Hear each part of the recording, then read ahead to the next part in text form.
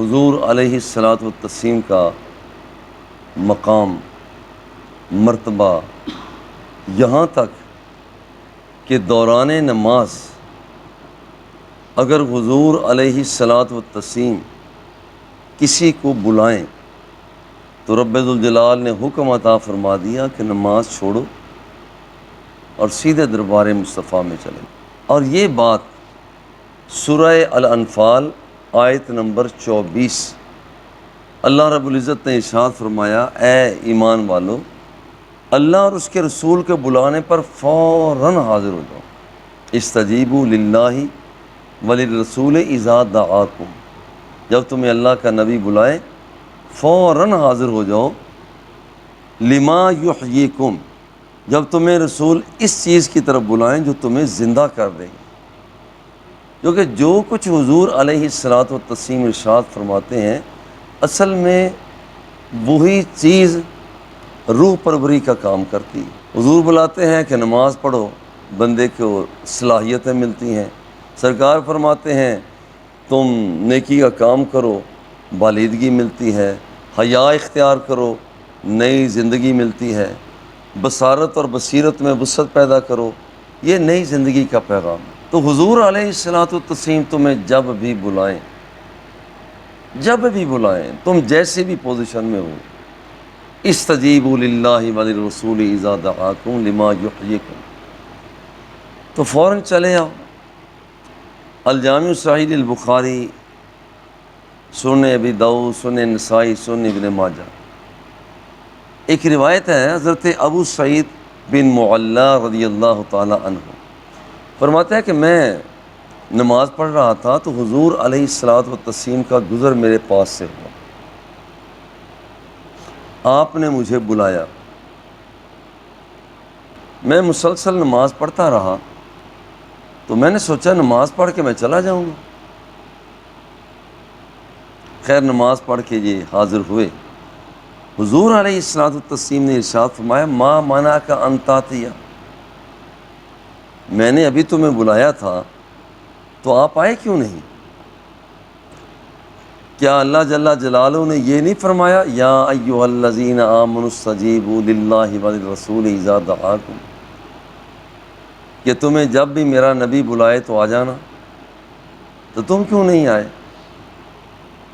ان کا مقصد تھا کہ میں نماز پڑھ رہا ہوں، ان کے ذہن میں یہ بات تھی کہ میں نماز پڑھ رہا ہوں۔ دیکھیے یہ نماز پڑھ رہے تھے، حضور کو بھی پتہ تھا کہ یہ نماز پڑھ رہے ہیں، مگر اس کے باوجود سرکار نے بلایا تاکہ میرے صحابی کی تربیت ہو جائے۔ کہ آپ نماز پڑھ رہے ہوں، ہمیں حکم ہے خبردار سلام نہیں کہنا، نماز پڑھ رہا ہے۔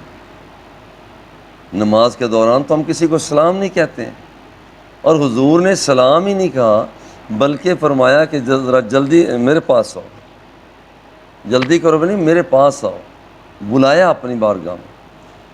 تو یہ جب کہ بندہ دوران نماز بھی ہو حضور علیہ الصلاۃ والتسلیم بلاتے تو انہیں حکم یہ تھا کہ نماز کو وہیں چھوڑو، دربار مصطفیٰ میں حاضر ہو جاؤ، پھر کام جو سرکار فرماتا ہے سارے کے سارے کر کے جہاں سے نماز چھوڑ کر گئے تھے وہیں سے آ کر دوبارہ پڑھنا شروع کر دو، نماز پھر بھی قبول ہو جائے گی۔ اب یہ مقام اسلام کے اندر کس کو ملا؟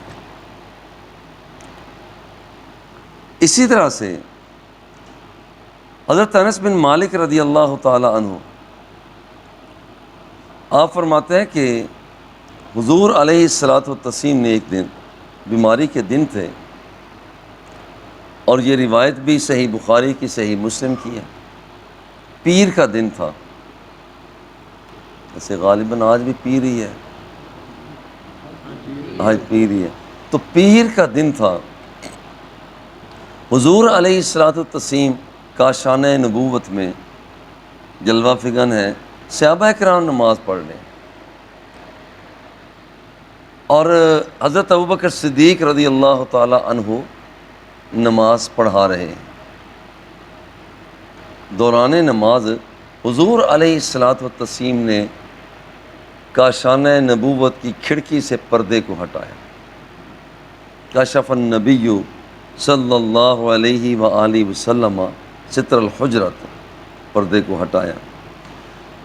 اور یہ دن جو تھا عجیب دن تھا، تو آپ نے پردے کو ہٹایا، ینظر الینا وہو قائم،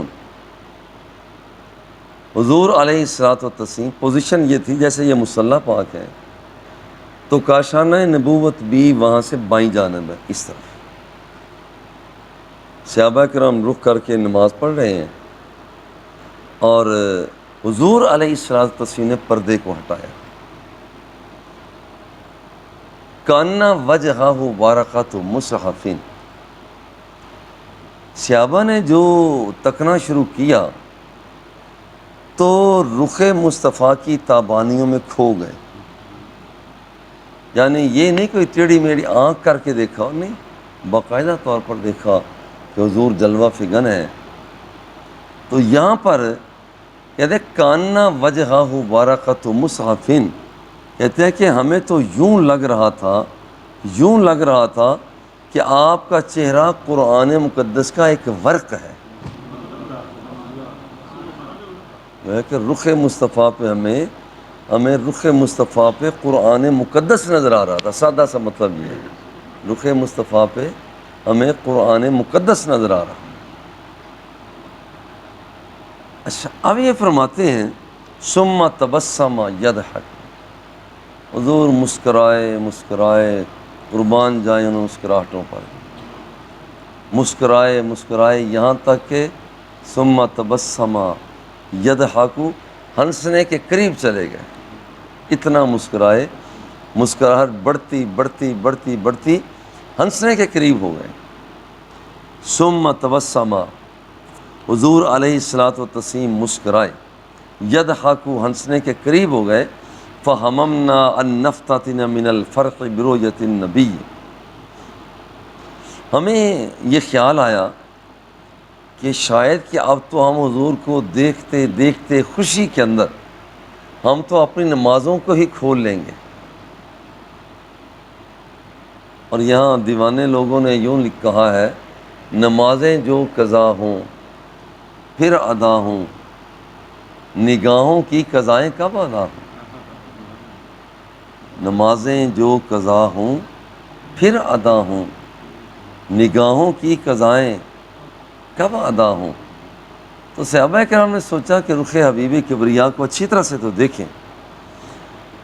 اللہ اکبر۔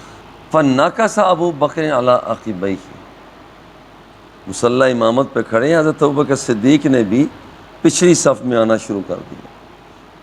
اور یہ کہ پہلا موقع نہیں تھا کہ دوران نماز دیدار حبیب کبریا صحابہ کرام کر رہے ہیں، اس سے پہلے بھی حضور علیہ الصلوۃ والتسلیم ایک طبقہ میں بنو عمر بن عوف، اس طبقہ میں صلح کروانے کے لیے تشریف لے گئے۔ مؤذن نے آ کر ابوبکر صدیق رضی اللہ تعالیٰ عنہ سے کہا کہ دیکھیے میں اذان دیتا ہوں، تکبیر پڑھتا ہوں، آپ جماعت کروائیں۔ آپ نے جماعت کروانا شروع کی، حضرت ابوبکر صدیق نے۔ نماز شروع ہو گئی، اتنے میں سرکار دو سرا تشریف لے آئے۔ صحابہ کرام نے عمل تصفیق بائیں ہاتھ پر دایاں ہاتھ مار کر آواز پیدا کی۔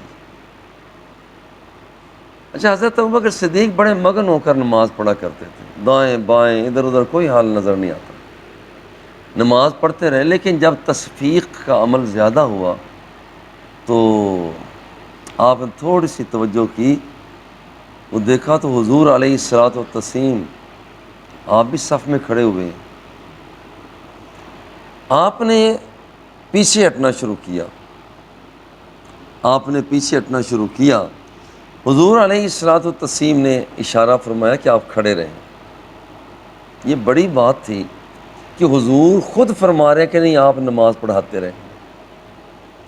یہ بھی اسی طرح سے اللہ کی بارگاہ میں ہاتھ اٹھائے، یا اللہ تیرا شکر ہے کہ میری تائید میرا مصطفیٰ فرما رہا۔ یہ چھوٹی بات ہے، میری تائید میرے مصطفیٰ، میری جان کے آقا، میرے والی، میرے مولا، میرے آقا، میرے رہنما، میرے مونس، میرے غمخوار، یہ میری تائید فرما رہے ہیں۔ اب یہاں پر اللہ کی ذات کا شکریہ ادا کیا، مگر پھر بھی پیچھے ہٹ گئے۔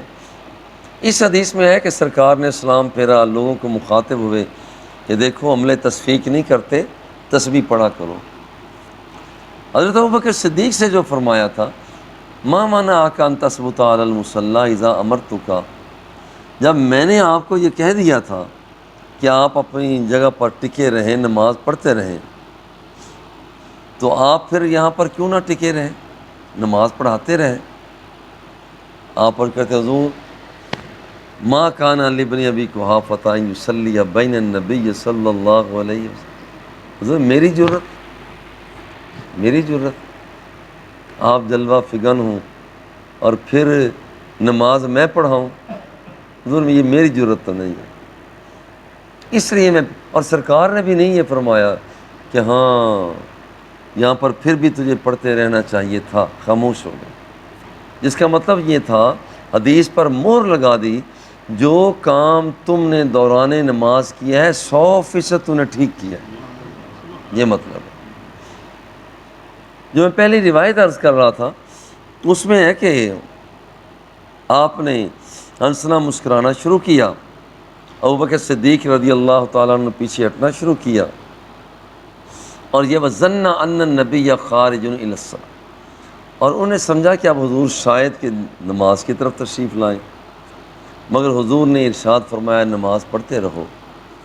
وَأَرْخَ السِّتْرَ، یہ دن بڑا عجیب دن تھا، اپنے رخ تاباں پر پردہ ڈال لیا۔